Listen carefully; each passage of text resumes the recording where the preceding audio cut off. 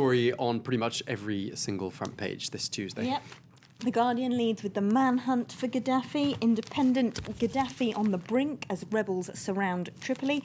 The Times just simply, where is Gaddafi? And the Telegraph, bloody battle for Tripoli. And those are headlines pretty much reflected across the world. But for some analysis, let's first go to Egypt in the English language blog The Arabist. They're looking at Libya after Gaddafi. The writer points out there's a number of key issues that the National Transitional Council has got to deal with if they want to avoid the victory degenerating into a conflict. Firstly, what to do with Gaddafi's former soldiers and the civilians who are loyal to them, how to avoid revenge attacks and stop conflicting factions taking advantage of the chaos to attack one another.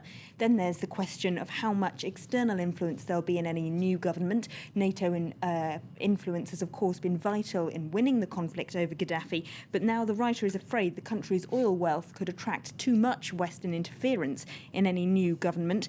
But at the same time, he suggests that some kind of NATO peacekeeping troops might actually be needed to try and keep the calm on the ground in what's sure to be quite a chaotic transition and stop different ethnic and religious groups who have long had grudges against one another from taking advantage of this to attack each other. All right, and commentators are also drawing lessons from the situation in Libya and saying how they could be applied perhaps to future interventions. Yes, let's look at a piece in The Atlantic by the Middle East researcher Shadi Hamid. He says those who fought for intervention in Libya have been proved right, and those who believe more generally that Western democracies have a responsibility to intervene to protect civilians around the world have also been proved right. He says this is a perfect example of a fair transition well carried out. The National Transitional Council has accepted a framework for democracy. They don't seem to be carrying out revenge attacks on Gaddafi loyalists, and the NATO allow the rebels themselves to take the initiative to enter Tripoli. So it really is them and not NATO who can take credit for the victory. And so it provides a template for future humanitarian interventions in war-torn countries, he says. And he even suggests the example could and should be followed in Syria.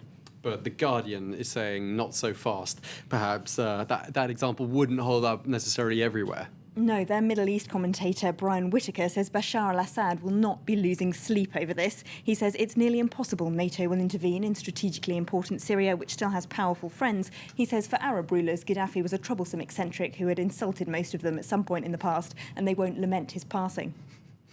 All right, well, one group watching the Libya unfold with great interest, of course, the oil companies. Yes, according to the New York Times, they're all already scrambling for influence with the National Transitional Council, which has apparently held meetings with BP, France's Total and Italy's Eni, who were the biggest producers in the country before the conflict broke out. So the NTC clearly knows which side its bread is buttered. It looks like political considerations will be key in finding out who gets that oil. They say that British, Italian and French companies will get priority because those countries backed the intervention.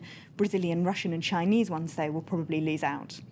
Very briefly, Strauss-Kahn making the press. Very briefly, it makes the headline of the New York Post, who have got juicy gossip details about it, and also in the New Yorker, they explain a little bit more about just why the charges have been dropped so quickly. Pointed out the New York prosecutor is an elected official who is really only keen to pursue cases that will definitely go to a conviction.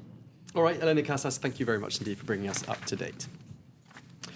Time for a check of our top stories. Free and defiant, Gaddafi